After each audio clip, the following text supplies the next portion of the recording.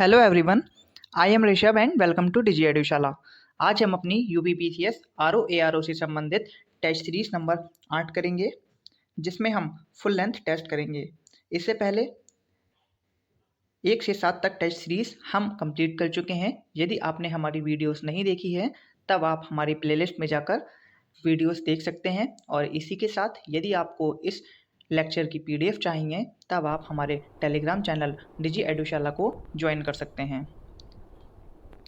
और उत्तर प्रदेश से संबंधित सभी एग्ज़ाम्स की तैयारी और टेस्ट सीरीज संबंधित प्रोग्राम के लिए आप हमारे चैनल डिजी एडुशाला को सब्सक्राइब कर सकते हैं।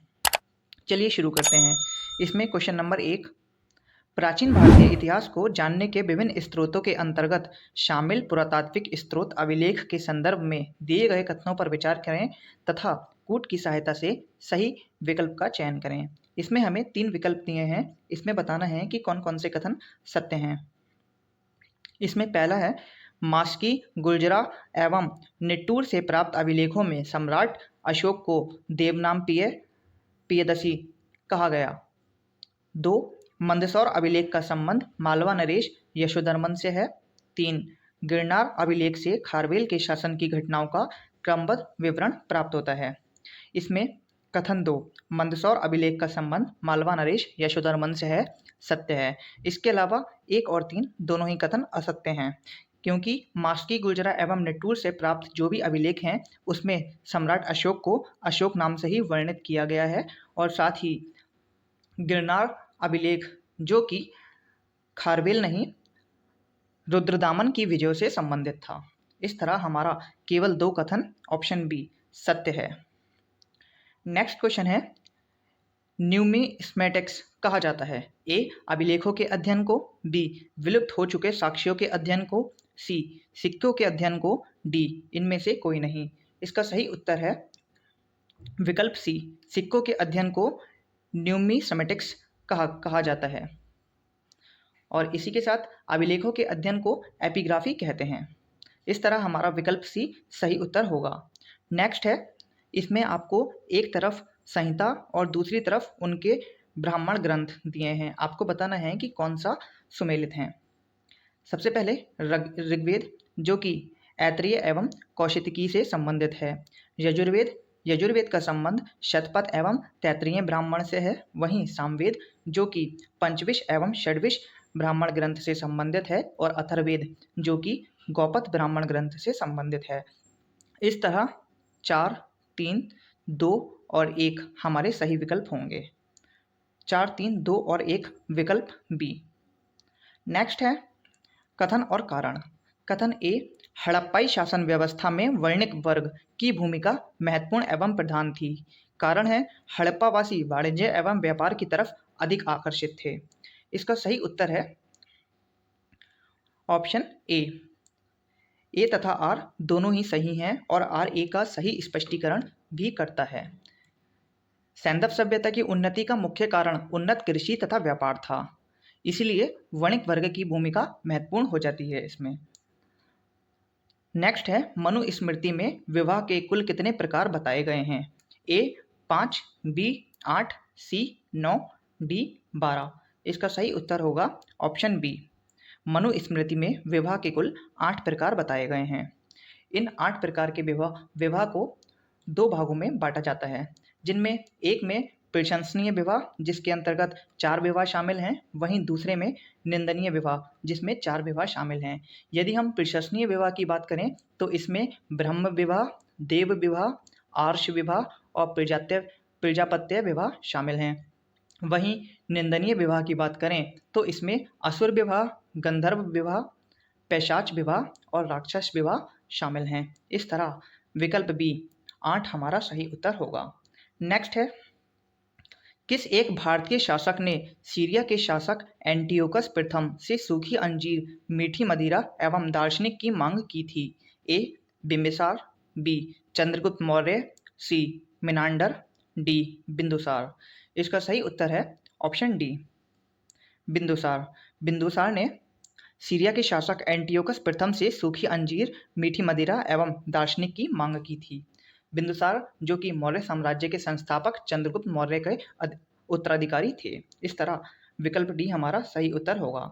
नेक्स्ट है कथन और कारण। इसमें कथन है अलाउद्दीन खिलजी दक्षिण भारत में प्रत्यक्ष शासन स्थापित नहीं करना चाहता था। कारण है दक्षिण भारत में प्रत्यक्ष शासन की स्थापना से सुल्तान को प्रशासनिक उत्तरदायित्व लेना पड़ता। इसमें विकल्प ए तथा आर दोनों ही सही हैं और आर ए का सही स्पष्टीकरण भी करता है, क्योंकि अलाउद्दीन को उत्तरी भारत में अपनी स्थिति को सुदृढ़ करने के लिए धन की आवश्यकता थी, इसलिए उसने दक्षिण भारत के राज्यों पर आक्रमण किया। लेकिन वहाँ पर वह प्रशासनिक उत्तरदायित्व नहीं लेना चाहता था, इसलिए उसने वहाँ पर प्रत्यक्ष शासन स्थापित नहीं किया। नेक्स्ट है सल्तनत काल के प्रमुख उत्तराधिकारी एवं उनके कार्यों के संदर्भ में इनमें से एक कौन सा युग्म असत्य है। इनमें आपको 4 कथन दिए हैं, बताना है कि कौन सा असत्य है। आरिज ए मुमलिक जो कि सैन्य विभाग का प्रधान होता है। बी अमीर ए तुजुक उत्सव के आयोजन का अधिकारी। सी अमीर ए हाजिब दरबारी शिष्टाचार लागू करता था। डी मुहतसिब जो कि गुप्तचर विभाग का प्रमुख था। इसमें ऑप्शन डी मुहतसिब जो कि गुप्तचर विभाग का प्रमुख नहीं था। मुहतसिब शरीयत के अनुसार लोगों के आचरण का निरीक्षण करने वाला प्रमुख अधिकारी होता था। वहीं गुप्तचर विभाग का प्रमुख जो कि हमारा वरीद ए मुमलिक होता था। इस तरह ऑप्शन डी हमारा सही उत्तर होगा। नेक्स्ट है तुंगभद्रा नदी किस साम्राज्य का भरण पोषण करती थी। ए चोल, बी विजयनगर, सी पांड्य, डी वाकाटक। इसका सही उत्तर है विकल्प बी विजयनगर साम्राज्य। तुंगभद्रा नदी विजयनगर साम्राज्य का भरण पोषण करती थी। और यदि हम विजयनगर साम्राज्य की बात करें तो इसकी स्थापना हरिहर और बुक्का 2 भाइयों के द्वारा की गई थी।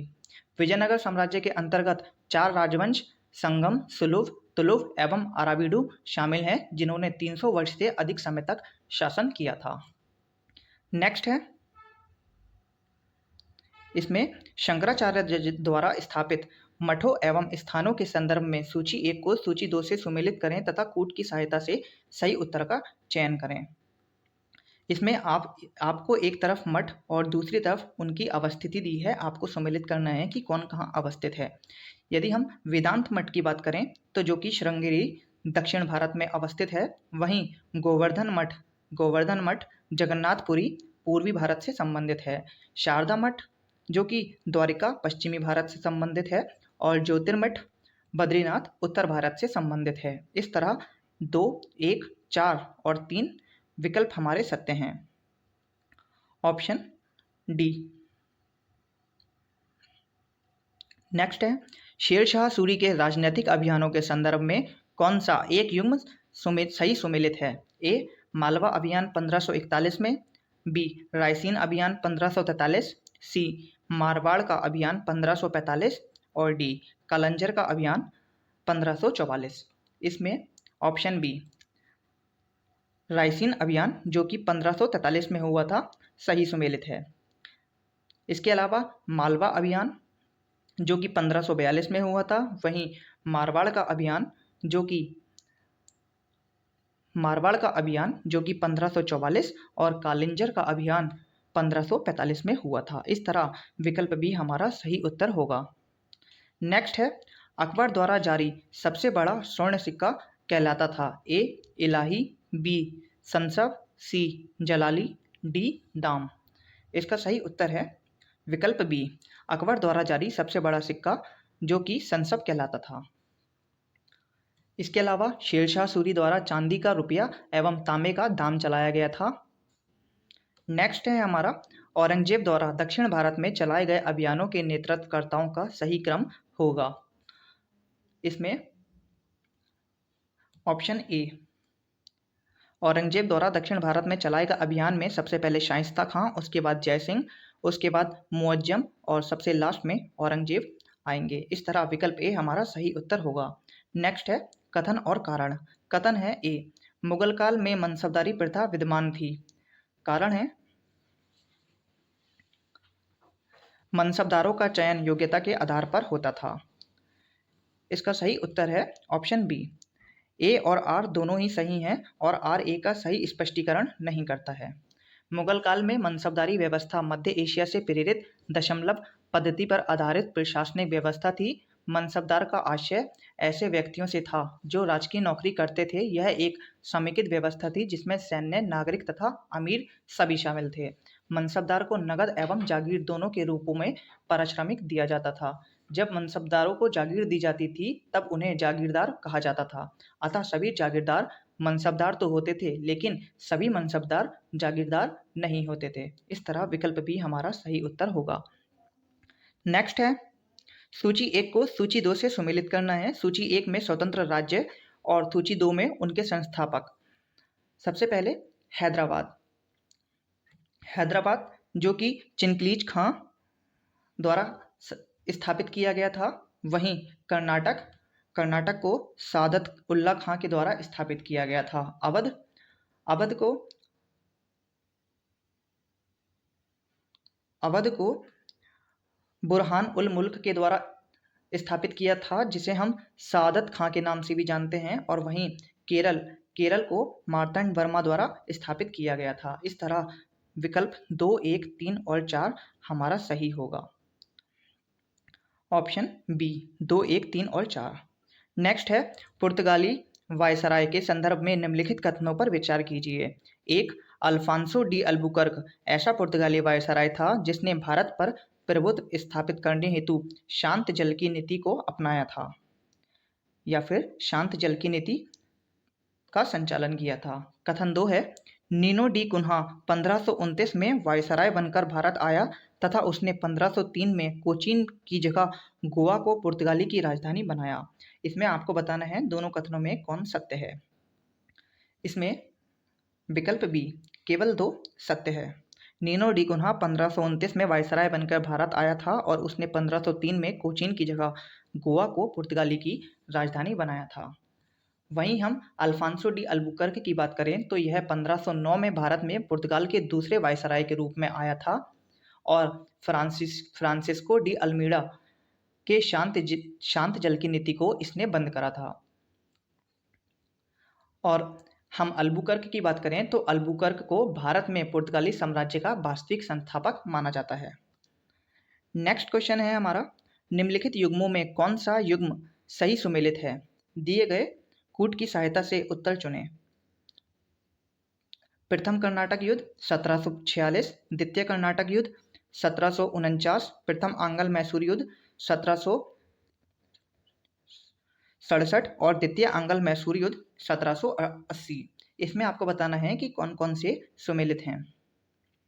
इसमें विकल्प डी उपयुक्त सभी, यह सभी सुमेलित हैं। यदि हम प्रथम कर्नाटक युद्ध की बात करें जो 1746 से 1748 के बीच हुआ था, वहीं द्वितीय कर्नाटक युद्ध 1749 से 1754 के बीच और तृतीय कर्नाटक युद्ध 1758 से 1763 के बीच हुआ था। प्रथम आंग्ल मैसूर युद्ध 1767 से 1769 के बीच में हुआ था। वहीं द्वितीय आंग्ल मैसूर युद्ध 1780 से 1784 के बीच हुआ था और तृतीय आंग्ल मैसूर युद्ध 1790 से 1792 के बीच हुआ था और चतुर्थ आंग्ल मैसूर युद्ध 1799 के बीच हुआ था। इस तरह विकल्प डी हमारा सही उत्तर होगा। नेक्स्ट है, अंग्रेजों द्वारा अपने उपनिवेश के विस्तार के क्रम में लड़े गए युद्ध एवं की गई संधियों के क्रम में निम्नलिखित कथनों पर विचार कीजिए। 1. आंग्ल नेपाल युद्ध 1814 से 1816 तक चला तथा 1816 में सुगोली की संधि हुई। 2. 1885 में लॉर्ड डफरिन के समय आंग्ल बर्मा का तीसरा युद्ध लड़ा गया, तत्पश्चात बर्मा का विलय भारत में हो गया। 3. 1839 से 1842 में लॉर्ड लिटन के समय प्रथम आंग्ल अफगान युद्ध हुआ। 4. एलनबरो के शासनकाल में 1843 में सिंध का अंग्रेजी राज्य में विलय किया गया तथा चार्ल्स नेपियर को इसका प्रथम गवर्नर बनाया। इसमें आपको बताना है कि कौन कौन से कथन सत्य हैं। इसमें ऑप्शन सी 1, 2 और 4 हमारे सत्य हैं। विकल्प 1, विकल्प 2 और विकल्प 4। नेक्स्ट क्वेश्चन है, लॉर्ड डलहौजी द्वारा विलय किए गए राज्यों का सही कालानुक्रम होगा। इसका सही उत्तर है लाल डलहौजी ने सबसे पहले सतारा का विलय किया था, उसके बाद बघाट, उसके बाद झांसी और उसके बाद अवध का विलय किया था। यदि हम लाल डलहौजी द्वारा विलय किए गए राज्यों का सही कालानुक्रम की बात करें तो सबसे पहले सतारा जो कि 1838, उसके बाद जैतपुर या संबलपुर 1849 और फिर बघाट 1850, उदयपुर 1852, झांसी 1853, नागपुर 1854, करौली 1855 और अवध 1856। नेक्स्ट है सूची 1 को सूची 2 से सुमेलित कीजिए। इसमें एक तरफ विद्रोह और दूसरी तरफ उनका समय कि यह कब हुए थे दिया है। इसमें सबसे पहले नील विद्रोह जो कि 1859 से 60 के बीच में हुआ था। वहीं संथाल विद्रोह 1855 से 1856 के बीच में हुआ था। मुंडा विद्रोह जो कि 1899 से 1900 के बीच में हुआ था। और वहीं कित्तूर चिन्नम्मा विद्रोह 1824 से 1829 के बीच हुआ था। इस तरह विकल्प 2, 1, 4 और 3 सुमेलित हैं। विकल्प 2, 1, 4 और 3 जो कि हमारा ऑप्शन डी होगा। नेक्स्ट है कथन और कारण। कथन ए, 19वीं सदी के सामाजिक धार्मिक आंदोलनों के कारण भारत का आधुनिकीकरण हुआ। कारण है सामाजिक धार्मिक आंदोलन के मूल्य में बुद्धिवाद, वैज्ञानिक दृष्टिकोण तथा अन्य ऐसे विचार थे जो आधुनिकता के आधार माने जाते हैं। इसका सही उत्तर है ऑप्शन बी। दोनों ही कथन सत्य हैं लेकिन आर ए का सही स्पष्टीकरण नहीं करता है। भारत का सामाजिक धार्मिक सुधार आंदोलन सांस्कृतिकवाद, राष्ट्रवाद की अभिव्यक्ति माना जाता है। जब हमारा समाज व धर्म दोनों गतिहीन हो चले तब इस आंदोलन ने इस गतिहीनता को तोड़ने का कार्य किया जो कि 19वीं सदी से प्रारंभ हुए थे। नेक्स्ट है निम्नलिखित युग्मों में कौन सा एक सही सुमेलित है। वुड का घोषणा पत्र 1882, हंटर आयोग 1854, कर्जन की शिक्षा नीति 1901 और सैडलर आयोग 1917। इसका सही उत्तर है सैडलर आयोग जो कि 1917 में गठित किया गया था। इसके अलावा वुड घोषणा पत्र की बात करें जो कि 1854 में गठित किया गया था। वहीं हंटर आयोग 1882 से 1883 के बीच में गठित किया गया था। और कर्जन की शिक्षा नीति जो कि 1904 में गठित की गई थी। इस तरह विकल्प डी हमारा सही उत्तर होगा। नेक्स्ट है डिकी वर्ल्ड प्लान का संबंध है। ए, जनजातीय विद्रोह को दबाने से, बी, अकाल के दौरान राहत बचाव कार्यों से, सी, भारत की स्वतंत्रता से, डी, भारत की रियासतों को हड़पने से। इसका सही उत्तर है विकल्प सी, भारत की स्वतंत्रता से। माउंटबेटन ने 1947 में भारत की आज़ादी के लिए डिकी वर्ल्ड प्लान तैयार किया था। यह योजना सर हेस्टिंग, जॉर्ज एबल तथा माउंटबेटन की एक समिति द्वारा गठित की गई थी। यह योजना दिल्ली में प्रांतीय गवर्नरों की असेंबली के सम्मुख हेस्टिंग इस्मा द्वारा प्रस्तुत की गई थी, इसलिए इसे इस्मा योजना भी कहते हैं। इस योजनाओं को भारतीय नेताओं द्वारा अस्वीकार कर दिया गया था। इस तरह विकल्प सी हमारा सही उत्तर होगा। डिकी वर्ल्ड प्लान भारत की स्वतंत्रता से संबंधित है। नेक्स्ट है राजा हरि सिंह ने जम्मू कश्मीर का भारत में विलय नामक दस्तावेज पर कब हस्ताक्षर किए थे। ए, 22 अक्टूबर 1947, बी, 24 अक्टूबर 1947, सी, 26 अक्टूबर 1947 और डी, 30 अक्टूबर 1947। इसका सही उत्तर है विकल्प सी, 26 अक्टूबर 1947 को राजा हरि सिंह के द्वारा जम्मू कश्मीर का भारत में विलय के लिए दस्तावेज पर हस्ताक्षर किए गए थे। नेक्स्ट है भारत अफगानिस्तान की सीमा का निर्धारण हेतु डूरंड आयोग का गठन किस गवर्नर जनरल के समय हुआ था। A, Lord Canning, B, Lord Mayo, C, Lord Dufferin, D, Lord Lansdowne. इसका सही उत्तर है डी, भारत अफगानिस्तान की सीमा का निर्धारण डूरंड आयोग का गठन लॉर्ड लैंसडाउन के शासनकाल में हुआ था। यह 1888 से 1894 के मध्य जब लॉर्ड लैंसडाउन गवर्नर जनरल थे तब किया गया था और यह 1893 में किया गया था। नेक्स्ट है निम्नलिखित युग्मों में कौन सा एक सही सुमेलित है। इसमें एक तरफ आपको चैनल्स दिए हैं और दूसरी तरफ उनकी अवस्थिति दी है। आपको बताना है इन चारों विकल्पों में से कौन सा एक सही सुमेलित है। इसमें विकल्प ए 8 डिग्री चैनल जो कि मालदीव और मिनिकॉय के बीच में है, सही सुमेलित है। इसके अलावा हम 10 डिग्री चैनल की बात करें जो कि लघु अंडमान और कार निकोबार के बीच में अवस्थित है। वहीं 6 डिग्री चैनल जो कि ग्रेट निकोबार और सुमात्रा के बीच में अवस्थित है और 9 डिग्री चैनल मिनिकॉय और लक्षद्वीप के बीच में अवस्थित है। इस तरह विकल्प ए हमारा सही उत्तर होगा। नेक्स्ट है, दिल्ली का लाल किला, सांची का स्तूप एवं सिकंदरा में अकबर के मकबरे में किस संरचना की चट्टान का प्रयोग इनके स्थापत्य में किया गया था? ए धारवाड़ प्रकार की चट्टान, बी कुड़प्पा प्रकार की चट्टान, सी गोंडवाना प्रकार की चट्टान या फिर डी विंध्यन प्रकार की चट्टान। इसका सही उत्तर है विकल्प डी, दिल्ली का लाल किला और सांची का स्तूप एवं सिकंदरा में अकबर के मकबरे को विंध्यन प्रकार की चट्टानों के द्वारा बनाया गया था। नेक्स्ट है कथन और कारण। इसमें कथन ए है, माउंट एवरेस्ट और कंचनजंगा जैसी ऊंची पर्वत चोटियां पूर्वी हिमालय में ही विद्यमान हैं। कारण है, पूर्व में दबाव बल अधिक होने के कारण पूर्वी पर्वतीय क्षेत्र अधिक ऊंचा है। इसका सही उत्तर है विकल्प बी। ए और आर दोनों ही सत्य हैं, लेकिन आर ए का सही स्पष्टीकरण नहीं करता है।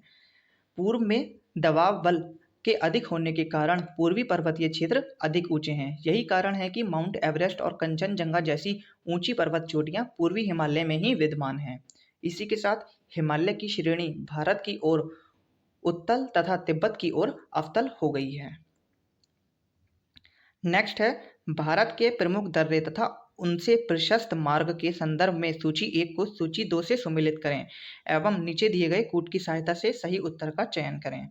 इसमें एक तरफ दर्रे और दूसरी तरफ उनकी अवस्थिति दी है। आपको बताना है कि कौन सा सुमेलित है।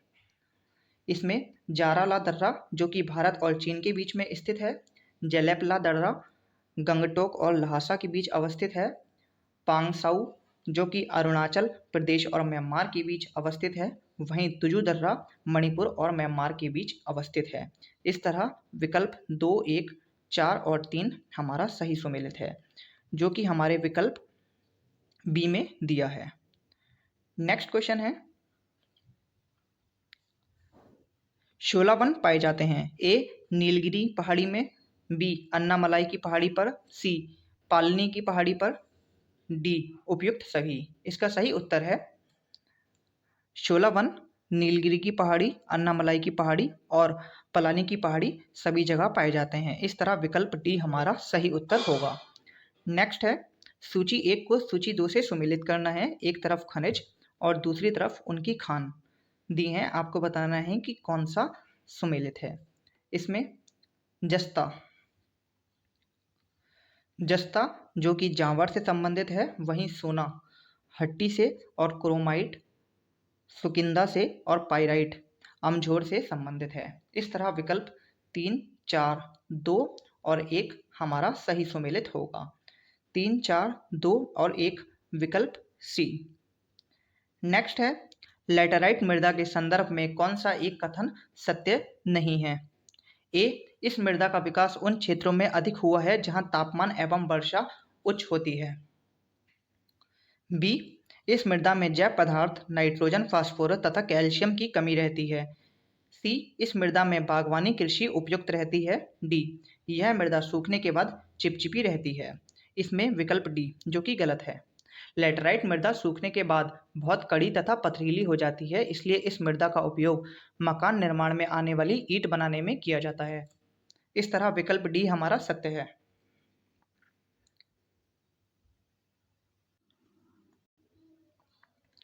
नेक्स्ट क्वेश्चन है, साल भर 30 डिग्री उत्तरी तथा 60 डिग्री दक्षिणी अक्षांशों के मध्य प्रवाहित होने वाली हवाएं पछुआ पवनें कहलाती हैं। 2 भारत के उत्तर पश्चिमी क्षेत्र में शीतकालीन वर्षा लाने वाली आर्द्र वायु राशियां पछुआ हवाओं का ही भाग हैं। इसमें आपको बताना है दोनों कथनों में कौन सत्य है। इसमें विकल्प बी सत्य है। इसके अलावा विकल्प ए की बात करें तो पछुआ पवनों की आदर्श उत्पत्ति दक्षिणी गोलार्ध में 40 डिग्री से 35 डिग्री अक्षांश के मध्य होती है, इसलिए हमारा विकल्प 1 गलत है। नेक्स्ट है, हिंद महासागर में धाराओं की नियमित दिशा में परिवर्तन के लिए निम्नलिखित कारकों में कौन सा कारक उत्तरदायी है? हिंद महासागर एक अर्ध महासागर है। हिंद महासागर में मानसूनी प्रभाव पाया जाता है। सी है, हिंद महासागर एक स्थलीय परिबद्ध महासागर है। डी, हिंद महासागर में लवणता में अपेक्षाकृत अधिक भिन्नता पाई जाती है। इसके लिए एक उत्तरदायी कारण जो कि हमारा विकल्प बी है, हिंद महासागर में मानसूनी प्रभाव पाया जाता है। नेक्स्ट है, सूची 1 को सूची 2 से सुमेलित करना है। इसमें सूची 1 में देश और सूची 2 में उनसे संबंधित नगर दिए हैं। इसमें ए कनाडा जो कि हमारा टोरंटो नगर कनाडा में है। वहीं ग्रीस एथेंस और नाइजीरिया लागोस और सीरिया इम्स्कस। इस तरह विकल्प 3, 4, 1 और 2 सही सुमेलित हैं। 3, 4, 1 और 2 विकल्प सी। नेक्स्ट है, 38 डिग्री समानांतर सीमा रेखा किन 2 देशों को विभाजित करती है? ए पोलैंड और जर्मनी, बी पाकिस्तान और अफगानिस्तान, सी भारत और तिब्बत, डी उत्तरी कोरिया और दक्षिणी कोरिया। इसका सही उत्तर है विकल्प डी, 38 डिग्री समानांतर सीमा रेखा जो कि उत्तरी कोरिया और दक्षिणी कोरिया को अलग करती है।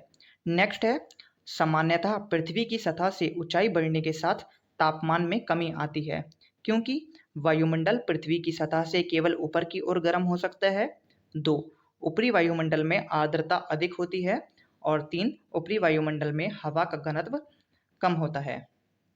इसमें हमारा विकल्प सी 1 और 3 सही सुमेलित हैं। ऊपरी वायुमंडल में आर्द्रता अधिक नहीं बल्कि इसमें आर्द्रता कम होती है। नेक्स्ट है, रास तनूरा तेल शोधन कहाँ स्थित है? A Iran, B Iraq, C Saudi Arab, D Ukraine. इसका सही उत्तर है सी सऊदी अरब। रास तनूरा तेल शोधनशाला जो कि सऊदी अरब में अवस्थित है। नेक्स्ट है, निम्नलिखित में से कौन सा युग्म बेमेल है? ए डॉन बॉस बेसिन जो कि कोयला से संबंधित है, बी मेसाबी रेंज तांबा से संबंधित, सी मौसूल खनिज तेल से संबंधित और डी ट्रांसवाल सोने से संबंधित। इसका सही उत्तर है विकल्प B Mesabi Range. Mesabi Range जो कि तांबा नहीं लौह अयस्क से संबंधित है, इसलिए हमारा विकल्प बी गलत होगा। नेक्स्ट है, सूची 1 को सूची 2 से सुमेलित करिए। इसमें सूची 1 में औद्योगिक नगर और सूची 2 में वह नगर किस देश से संबंधित है दिया है। इसमें लंकाशायर जो कि यूके से संबंधित है और रूर प्रदेश जर्मनी से, कैहीन जापान से और दक्षिण अल्पेशियन संयुक्त राज्य अमेरिका से संबंधित है। इसलिए हमारा विकल्प 3, 2, 4 और 1 सही सुमेलित है। 3, 2, 4 और 1 विकल्प डी। नेक्स्ट है, कथन और कारण। कथन ए, विश्व में उत्तरी अटलांटिक नौपरिवहन मार्ग सबसे अधिक व्यस्त समुद्री मार्ग है। कारण है, यह संसार के 2 मुख्य औद्योगिक क्षेत्रों को जोड़ता है। इसका सही उत्तर है विकल्प ए। ए और आर दोनों ही सही हैं और आर ए का सही स्पष्टीकरण भी करता है क्योंकि अटलांटिक नौपरिवहन मार्ग सबसे अधिक व्यस्त मार्गों में से एक है और इसका कारण यह है क्योंकि यह संसार के 2 मुख्य औद्योगिक क्षेत्रों को जोड़ता है। यह अमेरिका एवं यूरोप के 2 वृहद विकसित औद्योगिक प्रदेशों को जोड़ता है। नेक्स्ट है, निम्नलिखित युग्मों में कौन सा एक सही सुमेलित नहीं है? मध्य Asia, Alpine, Congo basin, Negrito, Kalahari, Bushman और स्कैंडिनेविया नार्डिक। इसमें एक तरफ देश और दूसरी तरफ उनसे संबंधित जनजातियां हैं। इसमें आपको बताना है कि कौन सा सही सुमेलित नहीं है। कांगो बेसिन जहां निग्रीटो नहीं बल्कि पिग्मी जनजाति पाई जाती हैं, इसलिए विकल्प बी हमारा गलत है। नेक्स्ट है,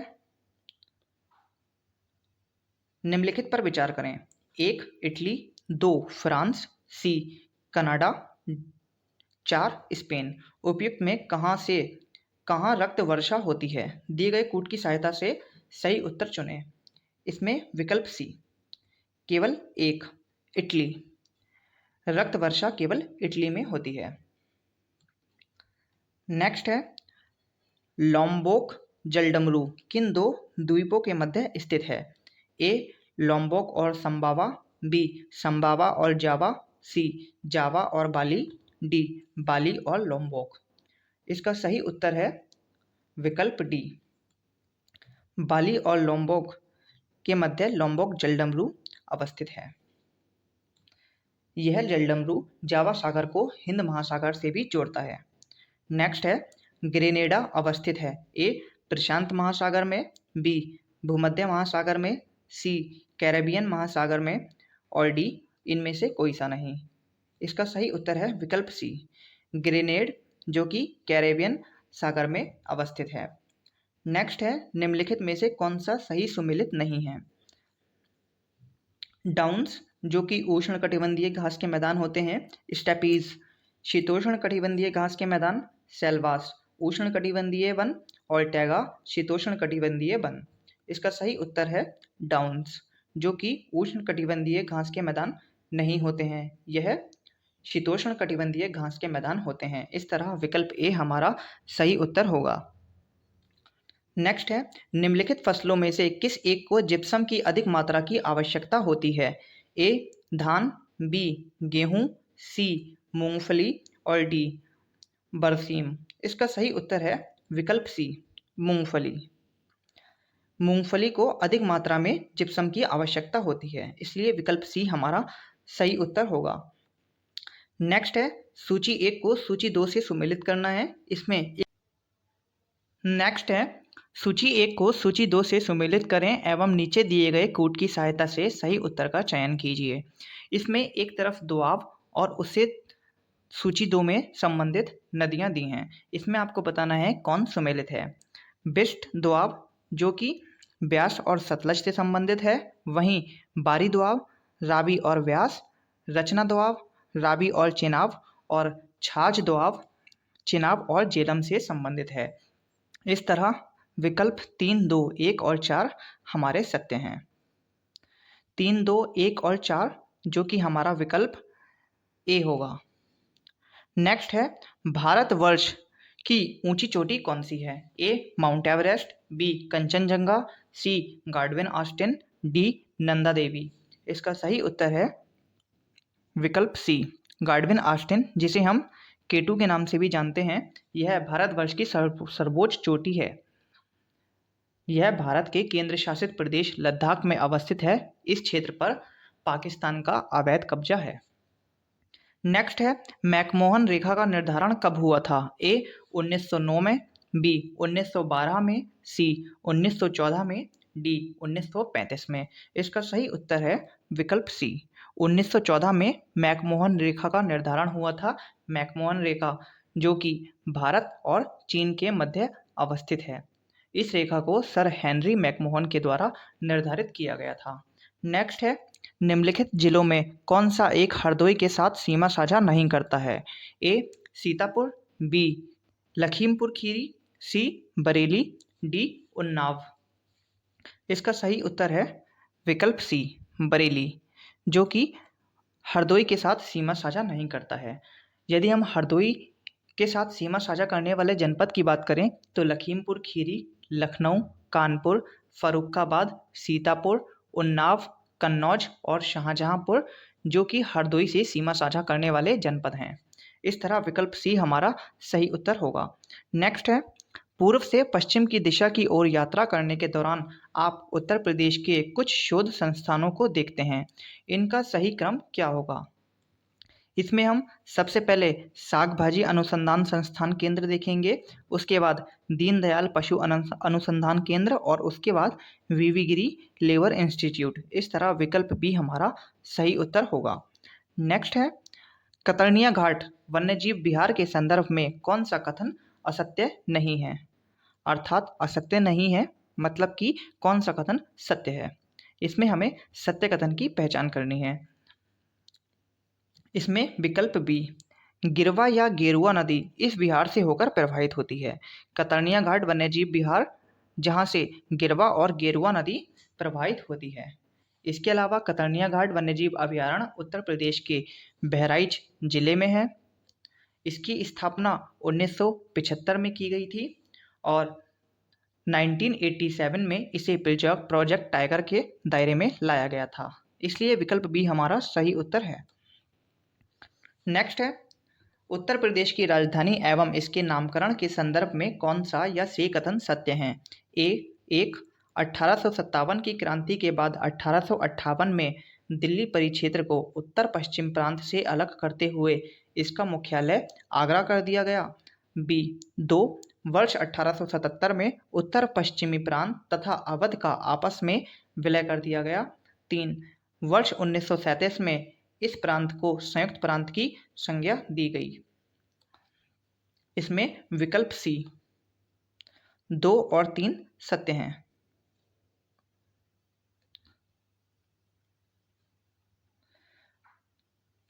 उत्तर प्रदेश के नामकरण की बात करें तो जून 1836 में इसे उत्तर पश्चिम प्रांत के नाम से जाना जाता था।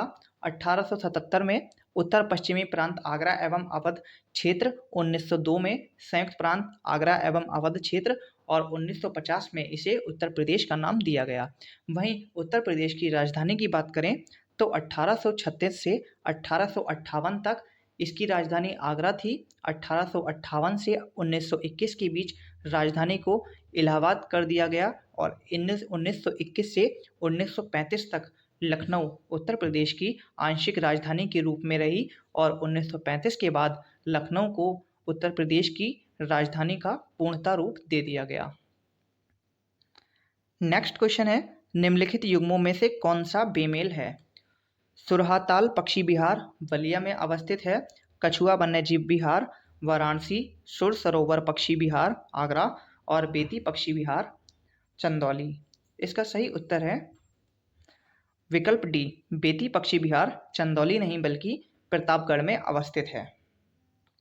नेक्स्ट है, उत्तर प्रदेश का वह नृत्य जिसमें महिलाएं अपने सर पर पहिया रख के उसके ऊपर घड़ा रख के नृत्य करती हैं कहलाता है? ए पाई डंडा नृत्य, बी राई नृत्य, सी नौटंकी, डी चरकुला। इसका सही उत्तर है विकल्प डी, चरकुला नृत्य। इसमें महिलाएं अपने सर के ऊपर पहिया रखकर और उस पर घड़ा रखकर नृत्य करती हैं। नेक्स्ट है, उत्तर प्रदेश के प्रमुख क्रांतिकारी एवं उनके शहादत स्थल के संदर्भ में कौन सा कथन सत्य है? ए रामप्रसाद बिस्मिल को गोंडा में फांसी दी गई, बी राजेंद्र लाहिड़ी को प्रयागराज में फांसी मिली थी, सी अशफाक उल्ला खां को अयोध्या में फांसी मिली थी, डी रोशन सिंह को गोरखपुर जेल में फांसी दी गई थी। इसका सही उत्तर है विकल्प सी, अशफाक उल्ला खां को अयोध्या में फांसी दी गई थी। इसके अलावा रामप्रसाद बिस्मिल जिन्हें गोरखपुर में फांसी दी गई थी, राजेंद्र लाहिड़ी को गोंडा में और रोशन सिंह को प्रयागराज में फांसी दी गई थी। इसलिए विकल्प सी हमारा सही उत्तर होगा। नेक्स्ट है, doctor Ambedkar institute of technology for handicraft अवस्थित है? ए आगरा में, बी प्रयागराज में, सी लखनऊ में, डी कानपुर में। इसका सही उत्तर है डी कानपुर, जहां doctor Ambedkar institute of technology for handicraft अवस्थित है। इसकी स्थापना 1997 में की गई थी। नेक्स्ट है, नेपाल से सीमा बनाने वाले उत्तर प्रदेश के कुल जनपद हैं? ए 7, बी 8, सी 9, डी 12। इसका सही उत्तर है विकल्प ए, उत्तर प्रदेश और नेपाल। इसमें उत्तर प्रदेश के 7 जिले शामिल हैं, जिसमें पीलीभीत, बहराइच, बलरामपुर, महाराजगंज, लखीमपुर, श्रावस्ती और सिद्धार्थनगर शामिल हैं। नेक्स्ट है, निम्नलिखित में से कौन सा एक सही सुमेलित नहीं है? इसमें एक तरफ त्यौहार और दूसरी तरफ उनसे संबंधित क्षेत्र दिए हैं। इसमें देवा जो कि बाराबंकी में, आल्हा, महोबा, कर्मा, मथुरा और सुलहकुल आगरा। इसमें विकल्प सी जो कि असत्य है, कर्मा जो कि सोनभद्र और मिर्जापुर में मनाया जाता है। नेक्स्ट है, मुख्य निर्वाचन आयुक्त के संदर्भ में कौन सा कथन असत्य है? ए राष्ट्रपति द्वारा नियुक्ति की जाती है, बी उसी विधि से हटाया जाता है जिस विधि से उच्चतम न्यायालय के न्यायाधीश को हटाते हैं, सी मुख्य निर्वाचन आयुक्त राष्ट्रपति के प्रसाद पर्यंत पद पर बना रहता है, डी उपयुक्त में से कोई नहीं। इसका सही उत्तर है विकल्प सी, मुख्य निर्वाचन आयुक्त राष्ट्रपति के प्रसाद पर्यंत पद पर बना रहता है। यह कथन गलत है क्योंकि इनका कार्यकाल 6 या 65 वर्ष की आयु तक रहता है। नेक्स्ट है, भारत परिषद अधिनियम 1909 के संदर्भ में कौन सा कथन सही है? एक, मुसलमानों के लिए पृथक निर्वाचन वर्ग की व्यवस्था की गई। दो, इस अधिनियम के द्वारा कार्यकारिणी परिषद में विधि सदस्य के रूप में पहली बार भारतीय को नियुक्त किया गया। तीन, यह अधिनियम मॉन्टेग्यू चेम्सफोर्ड सुधार के नाम से जाना जाता है। इसमें आपको सही कथन की पहचान करनी है। इसमें हमारा विकल्प ए, 1 और 2 सत्य हैं, लेकिन विकल्प 3 जिसे हम मॉन्टेग्यू चेम्सफोर्ड सुधार नहीं, इसे हम मार्ले मिंटो सिद्धांत के रूप में जानते हैं। नेक्स्ट क्वेश्चन, अनुसूचियों के संदर्भ में निम्नलिखित कथनों पर विचार कीजिए। 1, 10वीं अनुसूची केवल संसद के सदनों और विधानमंडल के सदस्यों पर ही लागू होती है। 2, जून 1951 में अंतरिम संसद द्वारा संविधान में प्रथम संविधान संशोधन द्वारा 9वीं अनुसूची को जोड़ा गया। 3, 9वीं अनुसूची में रखे गए कानून की वैधता की जांच किसी भी न्यायालय द्वारा नहीं की जा सकती है। 4, 10वीं अनुसूची पंचायती राज संस्थाओं और नगर पालिका के सदस्यों पर लागू होती है। इन चारों कथनों में आपको बताना है कि कौन सा कथन सत्य है। इसमें कथन 1 और कथन 2 दोनों ही सही हैं, लेकिन कथन 3 और कथन 4 गलत हैं। कथन 3, इसमें सन 2007 में उच्चतम न्यायालय ने निर्णय दिया था कि इस अनुसूची में 24 अप्रैल 1973 के बाद से सम्मिलित कानूनों की न्यायिक समीक्षा की जा सकती है। और कथन 4, इसमें कीहोतो हलोहन बनाम जचीलू 1992 के बाद में सुप्रीम कोर्ट ने यह निर्णय दिया था कि सभी शक्तियां संबंधित सदन के अध्यक्ष में निहित होंगी और यह मामला दल बदल कानून से संबंधित है, इसलिए कथन 3 और 4 असत्य हैं। और हमारा विकल्प बी, 1 और 2 सत्य है। नेक्स्ट है, भारतीय संविधान में सन्निहित मूल अधिकारों की अवधारणा किस देश के संविधान से ग्रहण की गई हैं? ए फ्रांस, बी ब्रिटेन, सी संयुक्त राज्य अमेरिका और डी रूस। इसका सही उत्तर है विकल्प सी, भारतीय संविधान में मूल अधिकार जो कि संयुक्त राज्य अमेरिका से लिए गए हैं। ब्रिटेन के संविधान से संसदीय शासन व्यवस्था, विधि का शासन आदि लिया गया है। नेक्स्ट क्वेश्चन है, नियंत्रक एवं महालेखा परीक्षक CAG का कार्यकाल कितना होता है? CAG का कार्यकाल 6 वर्ष अथवा 65 वर्ष की आयु जो भी पहले होती है उतना हमारे CAG का कार्यकाल होता है। नेक्स्ट है, राज्य मंत्रिपरिषद के संबंध में निम्नलिखित कथनों पर विचार कीजिए। 1, छत्तीसगढ़, झारखंड, मध्य प्रदेश तथा उड़ीसा में एक आदिवासी मंत्री की नियुक्ति अनिवार्य रूप से करेंगे। 2, एक मंत्री जो विधानमंडल के किसी भी एक सदन का सदस्य है तो दूसरे सदन की कार्यवाही में भाग लेने एवं बोलने का अधिकार है, लेकिन वह उस सदन में मतदान नहीं कर सकता जिसका वह सदस्य है। इसमें आपको बताना है दोनों कथनों में कौन सा कथन सही है। इसमें कथन 1 जो कि सही है, लेकिन कथन 2 गलत है क्योंकि सदस्य जो कि जिस सदन का सदस्य होता है वह उसी सदन में ही मतदान कर सकता है, इसलिए कथन 2 गलत है। विकल्प ए सत्य है, केवल 1। नेक्स्ट है, निम्नलिखित में से मुख्यमंत्री के संवैधानिक कर्तव्यों को दिए गए कूट की सहायता से चयन कीजिए। 1, मुख्यमंत्री राज्य के कार्यों के प्रशासन संबंधी विनिश्चय राज्यपाल को संसूचित करता है। 2, मुख्यमंत्री विधि संबंधी जानकारी के बारे में राज्यपाल को संसूचित करता है। 3, मुख्यमंत्री किसी विषय को जिस पर किसी मंत्री ने विनिश्चय कर लिया किंतु मंत्रिपरिषद ने विचार नहीं किया है, राज्यपाल द्वारा अपेक्षा किए जाने पर परिषद के समक्ष रखवाता है। इसमें तीनों ही कथन सत्य हैं, इसलिए 1, 2 और 3 अर्थात उपयुक्त सभी। विकल्प डी हमारा सत्य होगा। नेक्स्ट है, उच्च न्यायालय के संबंध में निम्नलिखित कथनों पर विचार कीजिए। 1, उच्च न्यायालय के न्यायाधीश की नियुक्ति राष्ट्रपति कॉलेजियम की अनुशंसा पर करेगा। 2. उच्च न्यायालय के न्यायाधीशों को शपथ राज्यपाल अथवा राज्यपाल द्वारा अधिकृत किए गए व्यक्ति द्वारा दिलाई जाती है। 3. उच्च न्यायालय के न्यायाधीशों की योग्यता का उल्लेख संविधान के अनुच्छेद 217 में किया गया है। इसमें आपको बताना है कौन से कथन सत्य हैं। इसमें कथन 1, कथन 2 और कथन 3 तीनों ही सत्य हैं, इसलिए विकल्प डी हमारा उपयुक्त सभी सत्य होगा। नेक्स्ट है, सर्वोच्च न्यायालय के संबंध में निम्नलिखित कथनों पर विचार कीजिए। 1. मूल रूप से सर्वोच्च न्यायालय में न्यायाधीशों की संख्या 8 निर्धारित की गई थी। 2. राष्ट्रपति सर्वोच्च न्यायालय को विनियमित करने के लिए अधिकृत है। इसमें आपको बताना है कौन से कथन सत्य हैं। इसमें केवल एक कथन सत्य है, क्योंकि उच्चतम न्यायालय के गठन के बारे में आर्टिकल 124 में बताया गया है कि मूल संविधान में उच्चतम न्यायालय के लिए एक मुख्य न्यायाधीश और 7 अन्य न्यायाधीश की व्यवस्था की गई है। इसलिए विकल्प 1 सही है और विकल्प 2 राष्ट्रपति सर्वोच्च न्यायालय को विनियमित करने के लिए अधिकृत है। राष्ट्रपति नहीं बल्कि संसद, जो कि सर्वोच्च न्यायालय को विनियमित करने के लिए अधिकृत है। इसलिए विकल्प 1 हमारा सत्य होगा। नेक्स्ट है, निम्नलिखित में से सामाजिक आर्थिक राजनीतिक न्याय का उल्लेख संविधान के कौन से उपबंधों में हुआ है। ए 1 मूल कर्तव्य, 2 प्रस्तावना, 3 मूल अधिकार और 4 नीति निर्देशक तत्व। इसमें प्रस्तावना और नीति निर्देशक तत्व दोनों में ही सामाजिक आर्थिक और राजनीतिक न्याय का उल्लेख मिलता है, इसलिए विकल्प बी 2 और 4 सत्य होगा।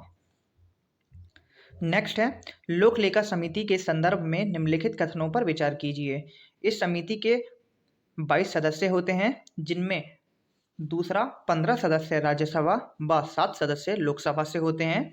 तीसरा, इस समिति का अध्यक्ष विपक्ष दल का नेता होता है। इसमें हमें सही उत्तर का चयन करना है।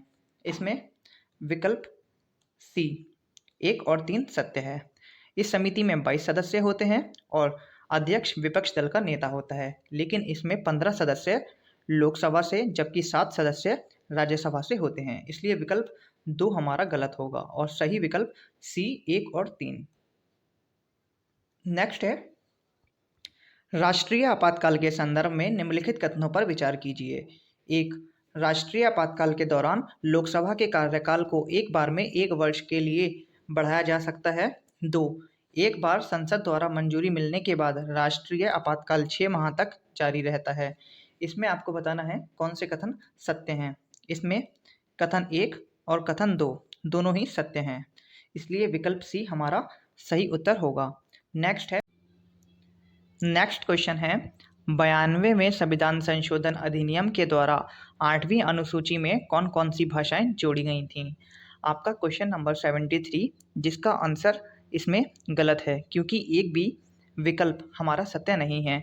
हम जानते हैं कि भाषा से संबंधित हमारे संविधान में 3 संशोधन किए गए हैं, जिसमें से एक 21वां संविधान संशोधन, जिसमें हमारी 15वीं भाषा के रूप में सिंधी को जोड़ा गया था। वहीं 71वां संविधान संशोधन 1992 में, जिसमें कोंकणी, मणिपुरी व नेपाली भाषा को 8वीं अनुसूची में जोड़ा गया था।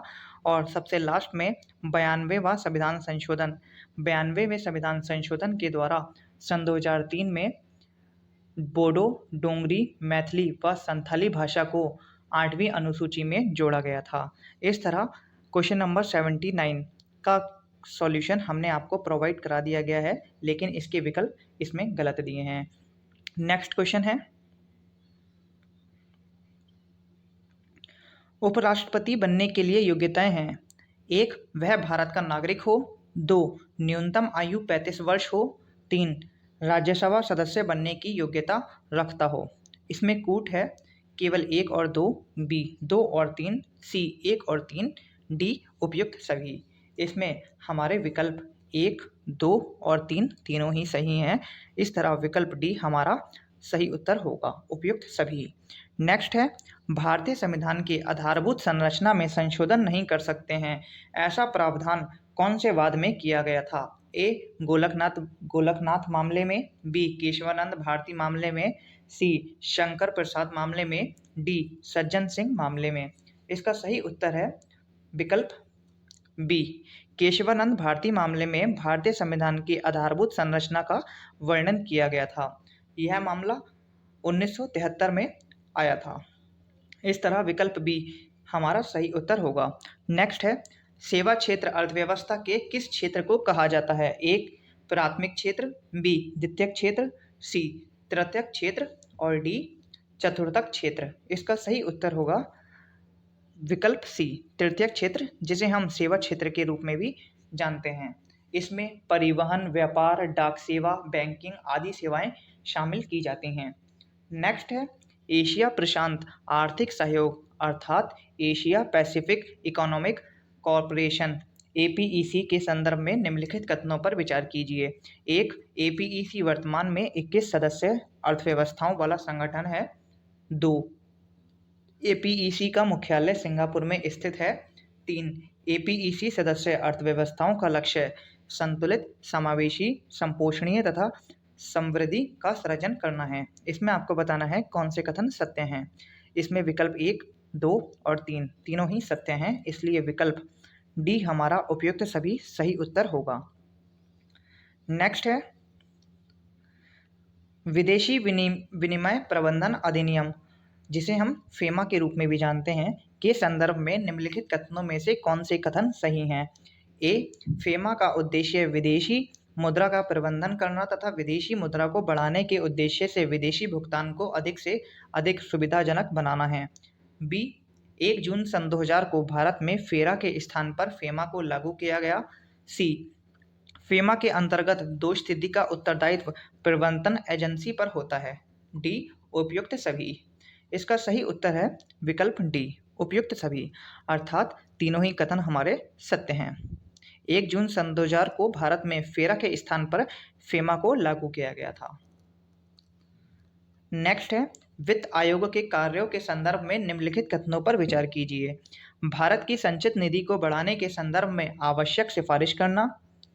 2, कर राजस्व को राज्य के बीच किस आधार पर बांटा जाए इस संदर्भ में आवश्यक सिफारिश करना। 3, वित्त विधेयक तैयार करना। इसमें आपको सही कथन चुनना है। इसमें विकल्प ए, 1 और 2 दोनों ही सत्य हैं। वित्त आयोग भारतीय संविधान के अनुच्छेद 280 के तहत यह प्रावधान किया गया है कि राष्ट्रपति प्रत्येक 5 वर्ष के बाद और यदि आवश्यक हो तो उससे पहले भी 5 सदस्यीय वित्त आयोग का गठन करेगा। वित्त आयोग के निम्नलिखित कार्य हैं, केंद्र व राज्यों के बीच बांटे जा सकने वाले करों से प्राप्त शुद्ध राजस्व में से केंद्र व राज्यों की हिस्सेदारी तय करना, यह वित्त आयोग का सबसे प्रमुख कार्य है। वित्त विधेयक तैयार करना, यह कार्य वित्त आयोग का नहीं है। नेक्स्ट है, किस पंचवर्षीय योजना के तहत राउरकेला, भिलाई तथा दुर्गापुर में लौह इस्पात संयंत्र की स्थापना की गई थी?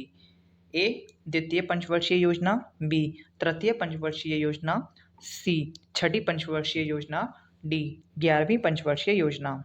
हम जानते हैं द्वितीय पंचवर्षीय योजना में हमारी राउरकेला, भिलाई और दुर्गापुर में लौह इस्पात संयंत्र की स्थापना की गई थी। द्वितीय पंचवर्षीय योजना जो कि 1956 से 1961 के मध्य की थी और यह महालनोबिस मॉडल पर आधारित थी। इसमें हमने बड़े उद्योगों के विकास पर प्राथमिकता दी थी। नेक्स्ट है, निम्नलिखित में से किस मद को मिश्रित उपभोक्ता मूल्य सूचकांक में सम्मिलित नहीं किया जाता? ए, आवास, बी, इलेक्ट्रॉनिक उपकरण, सी, ईंधन, डी, खाद्य और पेय पदार्थ। इसका सही उत्तर होगा विकल्प बी, इलेक्ट्रॉनिक उपकरण। इसे हमें मिश्रित उपभोक्ता मूल्य सूचकांक में शामिल नहीं किया जाता। इस तरह विकल्प बी हमारा सही उत्तर होगा। नेक्स्ट है, स्वामित्व योजना के संदर्भ में निम्नलिखित कथनों पर विचार कीजिए। 1, यह एक राज्य प्रायोजित योजना है। 2, इस योजना की शुरुआत 15 अप्रैल सन 2020 को की गई थी। 3, भारतीय सर्वेक्षण विभाग इस योजना हेतु प्रौद्योगिकी कार्यान्वयन एजेंसी है। इसमें हमारे विकल्प केवल 3 जो कि सत्य है। नेक्स्ट है, network for grinning the financial system से क्या तात्पर्य है? Network for grinning the financial system यह एक केंद्रीय बैंकों का एक स्वैच्छिक समूह है। इसलिए विकल्प बी हमारा सही उत्तर है। नेक्स्ट है, निम्नलिखित में से किस सूत्र की सहायता से प्राथमिक घाटा ज्ञात किया जा सकता है? प्राथमिक घाटा प्राथमिक घाटा राजकोषीय घाटे में से ब्याज भुगतान को घटा दिया जाने पर जो हमें प्राप्त होता है उसे हम प्राथमिक घाटा कहते हैं। प्राथमिक घाटा इज इक्वल टू राजकोषीय घाटा माइनस ब्याज भुगतान। इस तरह विकल्प सी हमारा सही उत्तर होगा। नेक्स्ट है, base erosion and profit shifting शब्द को कभी कभी समाचारों में किस संदर्भ में प्रयुक्त किया जाता है? इसका सही उत्तर है base erosion and profit shifting. यह बहुराष्ट्रीय कंपनियों द्वारा कर चोरी पर अंकुश लगाने के लिए प्रयोग किया जाने वाला शब्द है। नेक्स्ट है, निम्नलिखित कथनों पर विचार कीजिए। 1. ओजोन परत को हानि पहुंचाने वाले घरेलू उपकरण एयर कंडीशनर हैं। 2. मोटर वाहनों से निकलने वाले धुएं ग्रीन हाउस प्रभाव उत्पन्न करता है। 3. उष्णकटिबंधीय मिट्टियां नाइट्रस ऑक्साइड का प्राकृतिक स्रोत हैं। इसका सही उत्तर है विकल्प डी। तीनों ही कथन सत्य हैं। नेक्स्ट है, इकोलॉजी शब्द का सर्वप्रथम प्रयोग किया गया था? ए. टेलर द्वारा, बी. डार्विन द्वारा, सी. रिटर द्वारा, डी. टांसले द्वारा। इसका सही उत्तर है विकल्प डी। टांसले द्वारा इकोलॉजी अर्थात पारिस्थितिकी शब्द का सर्वप्रथम प्रयोग किया गया था। नेक्स्ट है, निम्नलिखित में से कौन सा जीव समूह आहार श्रृंखला बनाता है? इसमें घास, बकरी और मानव, यह तीनों ही जीव समूह आहार श्रृंखला बनाते हैं। नेक्स्ट है, निम्नलिखित में से कौन सा सौर ऊर्जा को रासायनिक ऊर्जा में परिवर्तित करता है? ए. उत्पादक, बी. प्राथमिक उपभोक्ता, सी. द्वितीयक उपभोक्ता, डी. तृतीयक उपभोक्ता। इसका सही उत्तर है विकल्प ए, उत्पादक। उत्पादक सौर ऊर्जा को रासायनिक ऊर्जा में परिवर्तित करते हैं, इसलिए विकल्प ए हमारा सही उत्तर है। नेक्स्ट है, निम्नलिखित में से जलवायु परिवर्तन के लिए उत्तरदायी ग्रीन हाउस गैसों का सही युग्म है? इसमें नाइट्रस ऑक्साइड, मीथेन और क्लोरोफ्लोरोकार्बन, यह तीनों ही जलवायु परिवर्तन के लिए उत्तरदायी ग्रीन हाउस गैस हैं। इसके अलावा अन्य green house gas carbon dioxide, methane, nitrous oxide, जलवाष्प और सौरकलंक हैं। नेक्स्ट है, निम्नलिखित में से कौन सा कथन नाभिकीय विखंडन से संबंधित है? बड़े भारी नाभिकों के छोटे छोटे नाभिकों में टूटने की प्रक्रिया को हम नाभिकीय विखंडन कहते हैं। विकल्प ए हमारा सही उत्तर होगा। नेक्स्ट है, नाखून और बाल में निम्नलिखित में से कौन सा प्रोटीन पाया जाता है? नाखून और बाल में हमारा केराटिन नामक प्रोटीन पाया जाता है, इसलिए विकल्प बी हमारा सही उत्तर होगा। नेक्स्ट है, निम्नलिखित में से रक्त ग्लूकोज स्तर सामान्यतः किस में व्यक्त किया जाता है? रक्त ग्लूकोज स्तर जो कि मिलीग्राम प्रति डेसीलीटर में व्यक्त किया जाता है, इसलिए विकल्प सी हमारा सही उत्तर है। नेक्स्ट है, निम्नलिखित में से कौन सा युग्म सुमेलित है? National Botanical Research Institute Lucknow, Central Drug Research Institute New Delhi, Indian Council of Agriculture Research Lucknow और सेंटर ऑफ सेल्यूलर एवं मॉलिक्यूलर बायोलॉजी पुणे। इसमें विकल्प A, National Botanical Research Institute जो कि लखनऊ में अवस्थित है। इसके अलावा Central Drug Research Institute Lucknow में, Indian Council of Agriculture Research New Delhi और सेंटर ऑफ सेल्यूलर एवं मॉलिक्यूलर बायोलॉजी जो कि हैदराबाद में अवस्थित हैं। नेक्स्ट है, एक तार में बहती विद्युत धारा एवं विभवांतर प्रत्येक को 3 गुना बढ़ा दिया जाए तो विद्युत शक्ति कितनी हो जाएगी? हम जानते हैं विद्युत शक्ति बराबर विद्युत धारा इंटू विभवांतर। इसमें P बराबर I इंटू V। इसमें यदि दोनों को ही हम 3 गुना बढ़ा देंगे तो हमें विद्युत शक्ति जो कि 9 हो जाएगी और यह 3 की 2 गुनी है, इसलिए हमारा विकल्प सी सही उत्तर होगा। इसलिए विकल्प सी हमारा सही उत्तर होगा। 96 कोहरे में कौन सा कोलाइडी तंत्र अभिव्यक्त होता है? ए द्रव में गैस, बी गैस में द्रव, सी ठोस में गैस, डी गैस में ठोस। इसका सही उत्तर है विकल्प बी गैस में ठोस। नेक्स्ट है निम्नलिखित कथनों पर विचार कीजिए।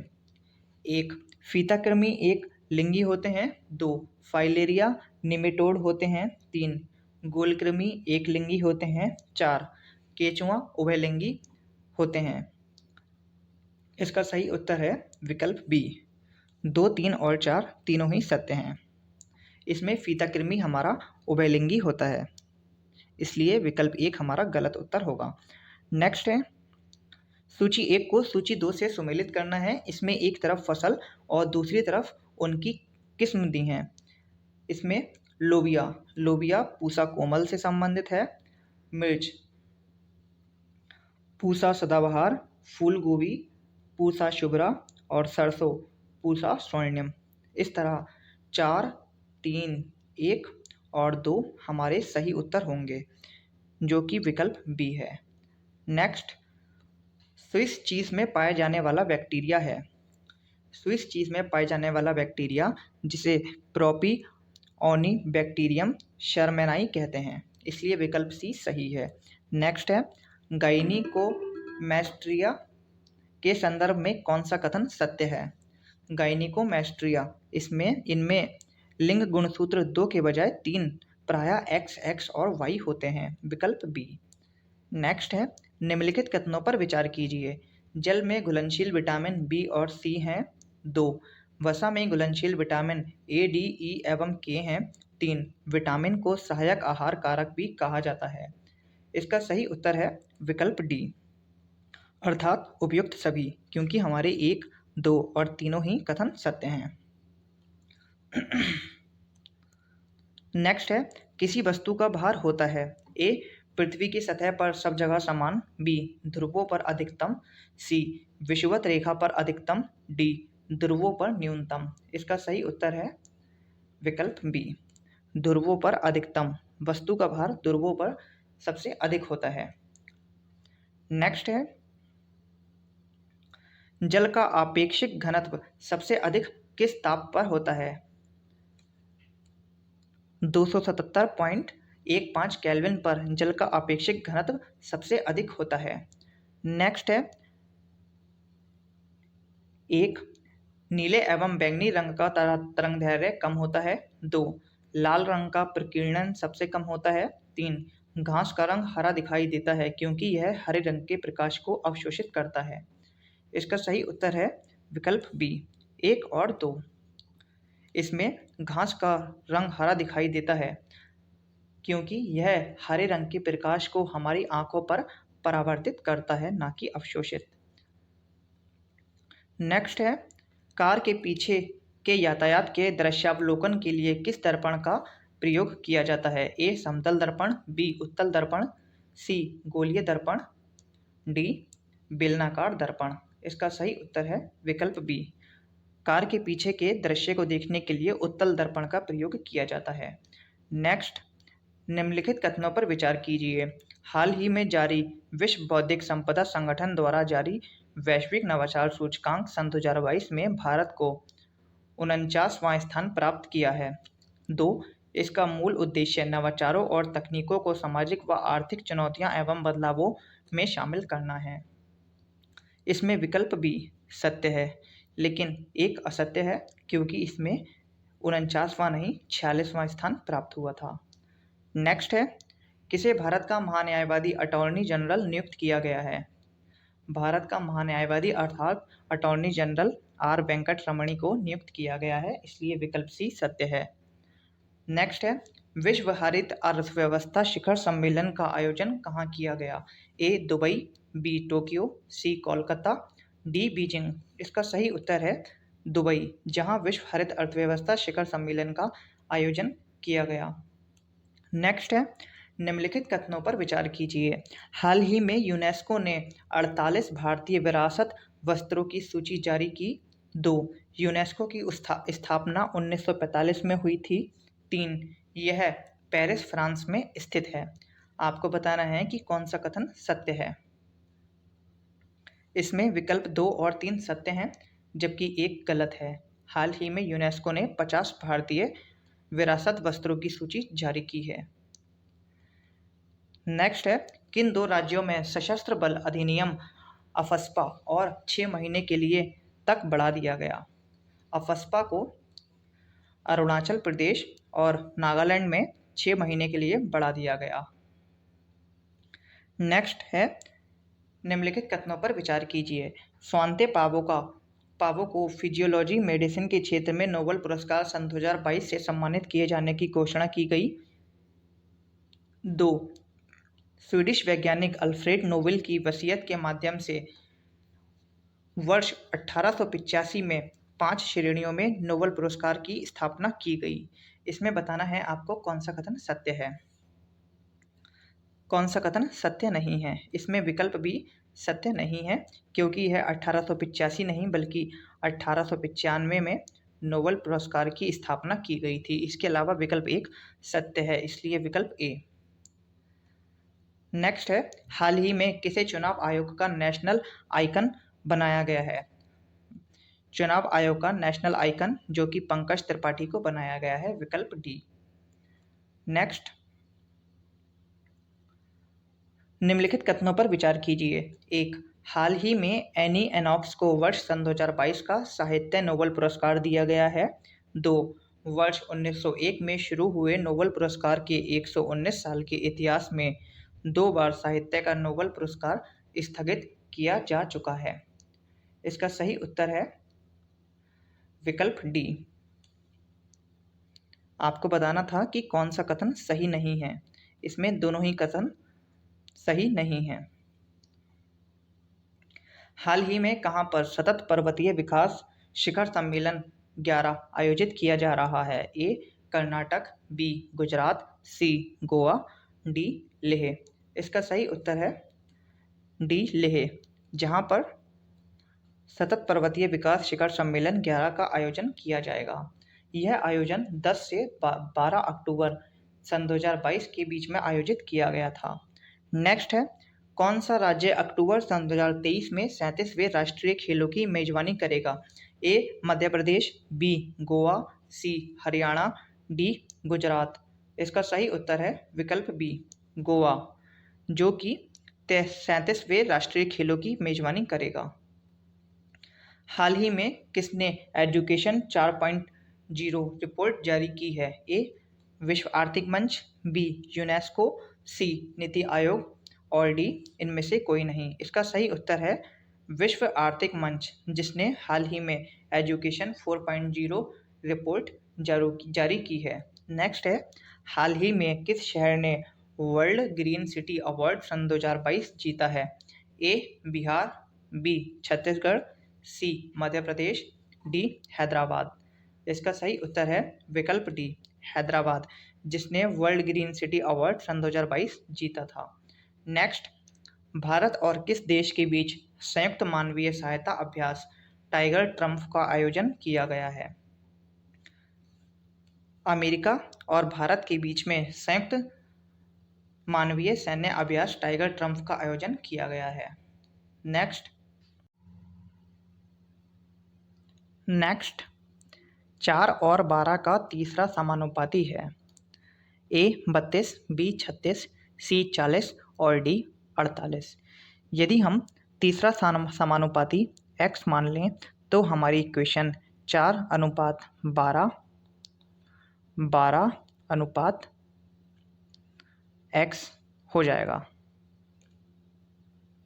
यदि अब हम यहाँ से x की वैल्यू को फाइंड करेंगे तो हमें x की वैल्यू 36 प्राप्त होगी, इसलिए विकल्प बी हमारा सही उत्तर होगा। नेक्स्ट है, यदि किसी संख्या के 89% में से 89 घटाने पर शेषफल भी 89 आता है तो संख्या क्या होगी। हमारे पास मान लीजिए कि संख्या x है और संख्या x का 89% उसमें से 89 घटाने पर जो हमें संख्या प्राप्त होगी वह भी 89 ही होगी। इस इक्वेशन को सॉल्व करने पर हमें x की वैल्यू 200 प्राप्त होगी, इसलिए विकल्प सी हमारा सही उत्तर होगा। नेक्स्ट है, ए का भाई बी है। ए का भाई है बी जिसकी इकलौती बहन ए सी की माता है। डी माँ की ओर से सी की नानी है। डी के साथ ए का क्या रिश्ता है? ए और बी भाई बहन हैं, वहीं ए की माता सी है और सी जो डी जो कि सी के नाना है। इस तरह ए का सी से संबंध ए सी की पुत्री होगी, विकल्प बी। नेक्स्ट, एक परीक्षा में 100 छात्रों के प्राप्तांकों का औसत 40 है। बाद में पता लगा कि एक छात्र का प्राप्तांक 53 के स्थान पर 83 पढ़ लिया गया था। ज्ञात कीजिए कि सही औसत क्या था। यदि हम कुल प्राप्तांक की बात करें तो हमारे पास कुल प्राप्तांक 4000 होगा। अब हमारा जो गलत प्राप्तांक था उसमें से 4000 में से उसे माइनस करेंगे और सही प्राप्तांक को जोड़ देंगे जो कि 53 था। इसे सॉल्व करने के बाद हमें जो संख्या प्राप्त होगी वो 3970 होगी, जिसका यदि हम एवरेज निकालेंगे तो हमें 39.7 प्राप्त होगा, इसलिए विकल्प सी हमारा सही उत्तर होगा। नेक्स्ट क्वेश्चन है, शैलेश उत्तर की ओर 4 किलोमीटर चलता है। वह बाएं मुड़ता है और 6 किलोमीटर चलता है। वह पुनः बाएं मुड़ता है और 4 किलोमीटर चलता है। अब वह प्रारंभिक बिंदु से कितनी दूरी पर है? इसे हम पाइथागोरस प्रमेय से करेंगे, जिसमें हम 6 का स्क्वायर प्लस 8 का स्क्वायर करेंगे और इस तरह हमारा आंसर अंडर रूट में 100 जो कि 10 आंसर आएगा, विकल्प डी। नेक्स्ट है, यदि एक दर्पण में देखने पर किसी घड़ी में समय 9:30 प्रतीत होता है तो सही समय होगा। इस समय सही समय 2:30 होगा। नेक्स्ट है, यदि 15789 को लिखा जाए XTZAL और 2346 को NPSU तो 23549 को कैसे लिखा जाएगा? यह 23549 वही सब संख्या हैं जो यहाँ और यहाँ दी गई हैं। इस तरह इसका सही उत्तर होगा हमारा विकल्प ए, NPTSL। नेक्स्ट है, ABZY, CBWX और EFVU। इसमें हमें चौथा भाग बताना है कि क्या होगा। हमें A और C के बीच में, B और D के बीच में, Z और W के बीच में और Y और X के बीच में संबंध देखना है। इसमें A और C के बीच में +2 और B और D के बीच में +2। उसके अलावा Z और W के बीच में -3 और Y और X के बीच में -1 का रिलेशन है। वही रिलेशनशिप यदि हम E, F, V और U में लगाएंगे तब हमें आंसर जो प्राप्त होगा वह A होगा, G, H, S और T। नेक्स्ट है, श्रेणी 11, 121, 1331 में अगली संख्या क्या होगी? यह श्रृंखला हमारी गुणोत्तर श्रेणी में दी है, इसलिए 11 × 11 जो कि 121 होगा। 121 × 11 1331 और 1331 × 11 14641। इस तरह विकल्प डी हमारा सही उत्तर होगा। नेक्स्ट है, इस क्वेश्चन में आपको एक एरर है जो सुधारना पड़ेगा। इसमें 19 की जगह 10 आएगा। इस 10 आने पर ही हमारा आंसर सही होगा। यह तीनों ही संख्या हमारी टोटल करने पर 21 प्राप्त होती हैं। वहीं 10 और 6 16 और 16 में अगर 15 जोड़ देंगे तो हमें 31 प्राप्त होगा, जो कि तीनों ही समान हो जाएंगी। 5, 17 और 9, 31, 3, 21 और 7, 31, 7, 16 और 8, 31 और 7, 10 और 15, 31। इस तरह विकल्प सी हमारा सही उत्तर होगा। नेक्स्ट है, राष्ट्रीय कृषि सहकारी विपणन संघ की स्थापना कब हुई थी? ए 1955, बी 1956, सी 1957, डी 1958। इसका सही उत्तर है डी 1958। 1958 में नाफेड की स्थापना की गई थी। नेक्स्ट है, कृषि लागत एवं मूल्य आयोग के संदर्भ में निम्नलिखित कथनों पर विचार कीजिए। 1, कृषि मूल्य आयोग की स्थापना खाद्य मूल्य नीति समिति की सिफारिश पर 1975 में हुई थी। 2, 1995 में कृषि मूल्य आयोग का नाम बदलकर कृषि लागत एवं मूल्य आयोग कर दिया गया था। इसका सही उत्तर है विकल्प डी, ना तो 1 और ना ही 2। दोनों ही कथन गलत हैं, क्योंकि कृषि मूल्य आयोग की स्थापना 1975 में नहीं 1964 में की गई थी। वहीं 1985 में इसका नाम बदलकर कृषि आयोग का नाम बदलकर कृषि लागत एवं मूल्य आयोग कर दिया गया था। नेक्स्ट है, रैंचिंग खेती का संबंध है। रैंचिंग खेती का संबंध केवल पशुचारण जहाँ होता है वहाँ रैंचिंग खेती से संबंध होता है। केंद्रीय बकरी अनुसंधान संस्थान स्थित है। केंद्रीय बकरी अनुसंधान संस्थान डी मथुरा में स्थित है। सूची 1 को सूची 2 से सुमेलित करना है। एक तरफ ग्रामीण विकास कार्यक्रम और दूसरी तरफ उनके प्रारंभ वर्ष। इसमें राष्ट्रीय ग्रामीण रोजगार गारंटी योजना, जो कि हमारी सन 2006 में राष्ट्रीय खाद्य सुरक्षा मिशन, सन 2007-8 स्वच्छ जलधारा कार्यक्रम 2002 और प्रधानमंत्री किसान सम्मान निधि योजना 2021। 2, 1, 4 और 3 हमारा सही सुमेलित होगा। 2, 1, 4 और 3 विकल्प डी। नेक्स्ट है, कौन सा युग्म सुमेलित नहीं है? इसमें करेले में कड़वाहट, जो कि मैमोल्डिकोसाइट या टेट्रासाइक्लिक ट्राइटरपाइन से होती है। इसका ओलियो रेसिन आंसर गलत होगा। बाकी तीनों ही हमारे सही सुमेलित हैं। दशहरी एवं नीलम के संकर से उत्पन्न आम की प्रजाति है। इसका सही उत्तर है डी आम्रपाली। आम्रपाली जो कि दशहरी एवं नीलम आमों के संकर से बनता है। नेक्स्ट है, यदि जन्म एवं मृत्यु दर समान है तथा अंततः या बाह्य प्रवचन नहीं होता तो जनसंख्या में कोई परिवर्तन नहीं होता। इसे कहा जाता है, इसे शून्य जनसंख्या वृद्धि स्तर कहा जाता है। इसलिए विकल्प बी हमारा सही उत्तर होगा। नेक्स्ट है, सन 2011 की जनगणना के अनुसार भारत में जनगणना नगरों की कुल संख्या है। भारत में कुल जनगणना नगरों की संख्या 3892 है। विकल्प ए। नेक्स्ट है, भारत में जनसंख्या घनत्व पहले से बढ़ रहा है और फिर 1951 के पश्चात घटा है। बी कुछ कम हुआ है। सी लगभग स्थिर है। डी निरंतर बढ़ रहा है। इसका सही उत्तर है भारत में जनसंख्या घनत्व निरंतर बढ़ रहा है। विकल्प डी। राष्ट्रीय जनसंख्या नीति 2000 के अंतर्गत जो एक लक्ष्य था कि वर्ष सन 2045 तक जनसंख्या स्थिरता प्राप्त कर ली जाएगी, अब यह लक्षित वर्ष रखा गया है। यह लक्षित वर्ष 2070 रखा गया है। विकल्प डी। नेक्स्ट है, सन 2011 की जनगणना के अनुसार निम्न में से किस राज्य में अनुसूचित जनजातियों की संख्या सर्वाधिक है? हम जानते हैं कि अनुसूचित जनजातियों की संख्या सबसे अधिक मध्य प्रदेश में है। मध्य प्रदेश के बाद उड़ीसा, उड़ीसा के बाद गुजरात और गुजरात के बाद महाराष्ट्र।